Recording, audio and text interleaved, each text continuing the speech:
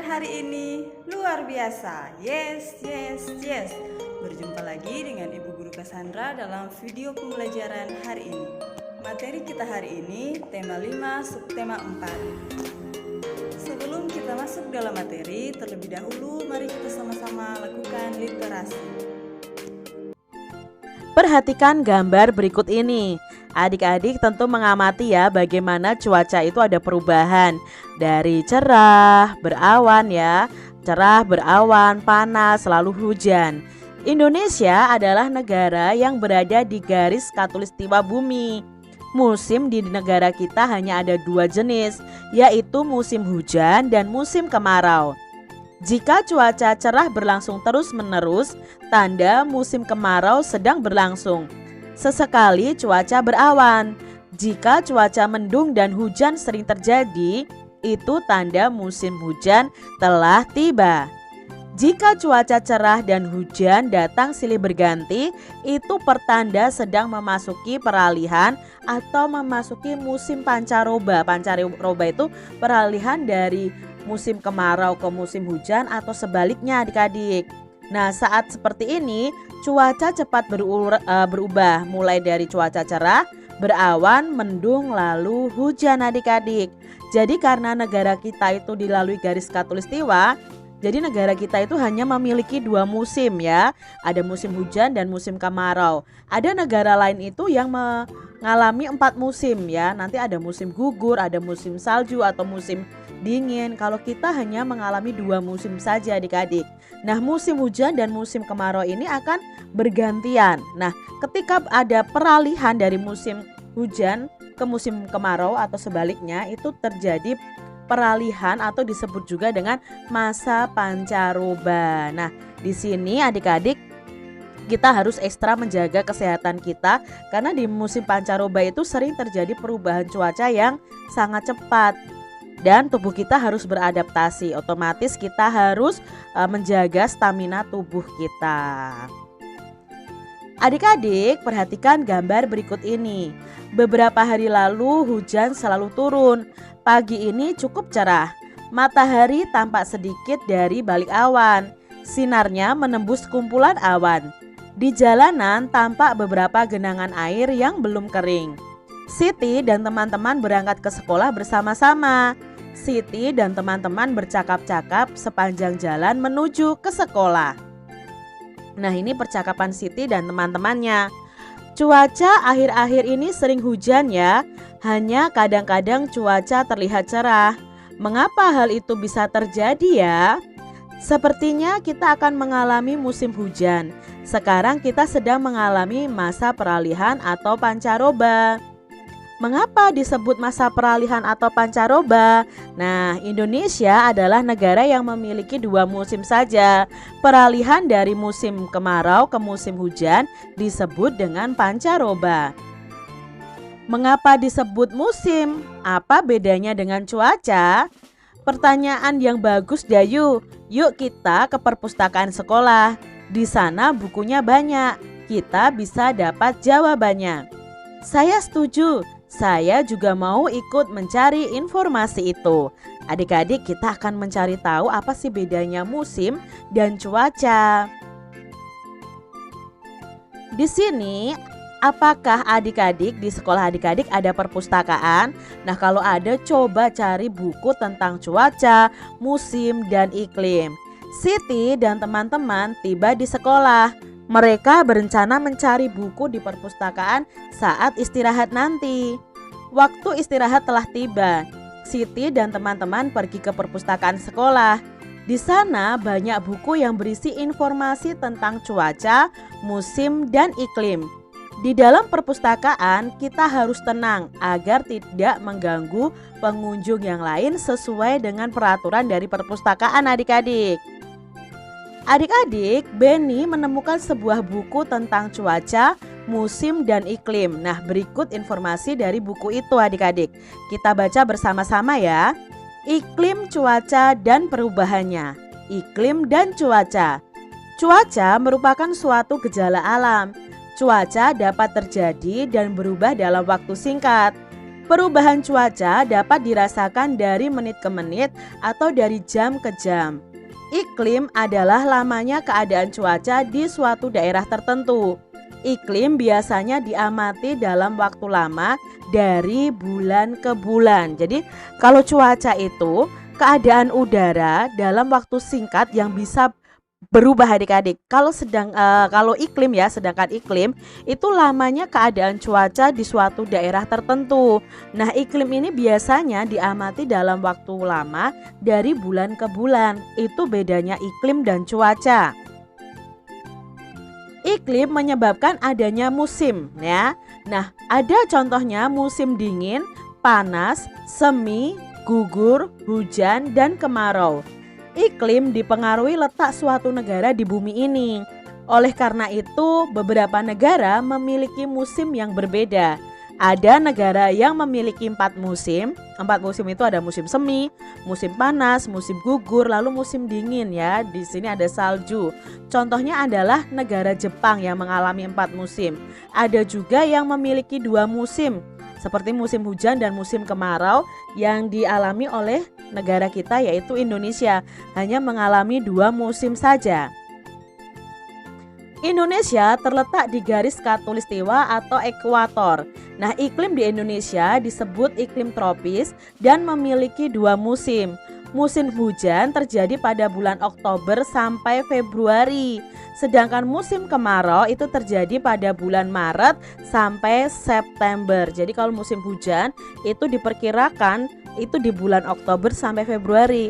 Kalau sekarang masih di bulan Januari, otomatis kita itu masih di musim hujan. Sedangkan musim kemarau itu bisa terjadi antara bulan Maret sampai September ya adik-adik ya. Diambil dari bumiindonesia.wordpress.com. Adik-adik, informasi apa saja yang diperoleh dari bacaan tersebut? Nah, informasi yang kita peroleh dari bacaan tersebut, yang pertama, cuaca itu merupakan suatu gejala alam.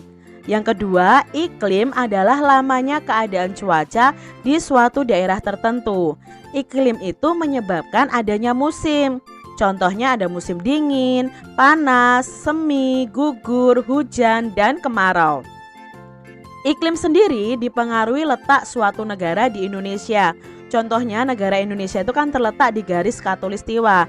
Jadi iklimnya hanya 2, yaitu musimnya ada 2, yaitu musim hujan dan musim kemarau. Berbeda dengan Jepang. Jepang itu tidak terletak di garis khatulistiwa, jadi bisa mengalami 4 musim. Nah, adik-adik, Indonesia terletak di garis khatulistiwa atau di garis ekuator. Iklim di Indonesia disebut iklim tropis dan memiliki 2 musim. Musim hujannya terjadi pada bulan Oktober sampai Februari, sedangkan musim kemaraunya terjadi pada bulan Maret sampai September. Nah, adik-adik, itu tadi informasi yang bisa kita ambil dari bacaan tadi. Bagaimana Dayu? Apakah kamu suka dengan buku tadi? Buku ini sangat membantu Beni. Saya makin mengerti tentang cuaca, musim, dan iklim. Terima kasih. Wah, saya jadi bertanya-tanya, apa itu garis khatulistiwa? Dari mana kita tahu kapan datangnya musim hujan dan kemarau? Tanya Siti. Teman-teman, apakah bisa membantu pertanyaan Siti? Saya tahu jawabannya, tetapi tidak sekarang. Datang saja ke rumahku nanti sore. Wah, seperti ada rahasia saja. Baiklah, kami akan ke rumahmu nanti sore. Nah, mereka akan mengetahui lebih lanjut tentang garis khatulistiwa dan pengaruhnya terhadap musim yang ada di Indonesia. Perhatikan gambar berikut ini. Pada sore hari, Dayu dan teman-teman berangkat ke rumah Edo. Cuaca berawan mengiringi langkah mereka sepanjang perjalanan. Saat tiba di rumah Edo, mereka diminta berkumpul di ruang keluarga. Edo menjelaskan bahwa 3 hari lagi teman ayahnya akan datang. Namanya Pak Tono. Pak Tono itu bekerja di BMKG. Pak Tono akan menjawab semua pertanyaan teman-teman Edo. Ibu Edo akan membuat kenang-kenangan untuk Pak Tono. Ibu Edo akan membuat karya kreasi dari kain. Edo dan teman-teman akan membantu ibu. Beberapa jenis kain telah disiapkan oleh Edo dan ibunya untuk membuat karya dari kain yang ditempel dan dijahit adik-adik. Jadi mereka akan bersama-sama berkreasi dengan kain ya adik-adik ya. Sebelum dimulai, Edo mengambil gunting untuk memotong kain. Edo membagi-bagikan kain kepada teman-temannya.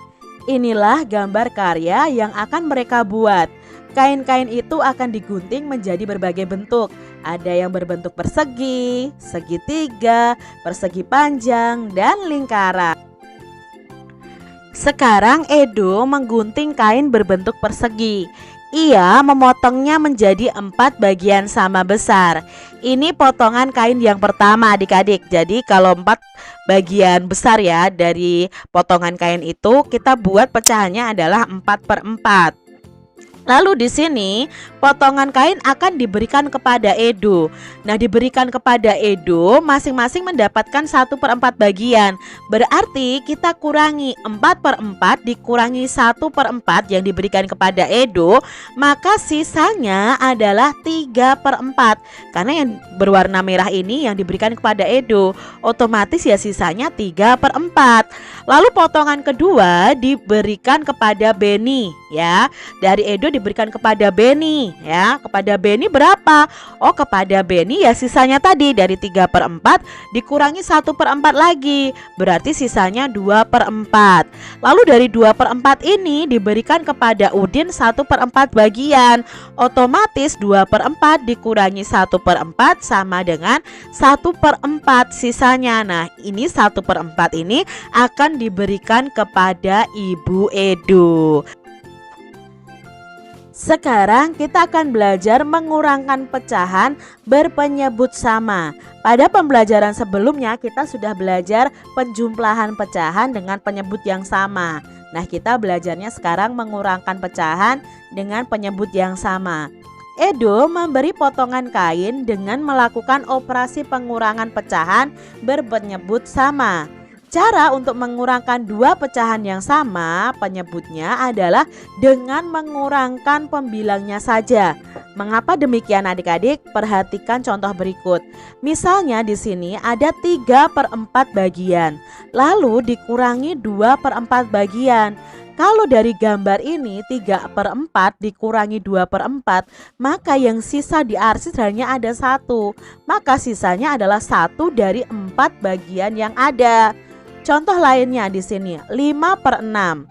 5/6, 5 yang diarsir dari 6 bagian yang ada dikurangi 1/6. Jadi satu bagiannya itu dikurangi adik-adik, satu bagiannya dihilangkan. Nah, otomatis di sini sisa yang berwarna merah itu ada 4. 4 dari 6 bagian yang ada. Berarti hasilnya adalah 4/6. Kalau penyebutnya sudah sama, kita cukup mengurangkan pembilangnya saja. Untuk mengurangkan pecahan dengan penyebut sama, kita hanya perlu mengurangkan pembilangnya. Sedangkan penyebutnya masih tetap adik-adik. Jadi kita mengurangi pecahan berpenyebut sama, maka penyelesaiannya adalah sebagai berikut. Misalnya 5/6 dikurangi 4/6, berarti 5 dikurangi 4/6. 5 dikurangi 4 sama dengan 1/6. Karena penyebutnya harus sama, bukan malah penyebutnya dikurangi adik-adik.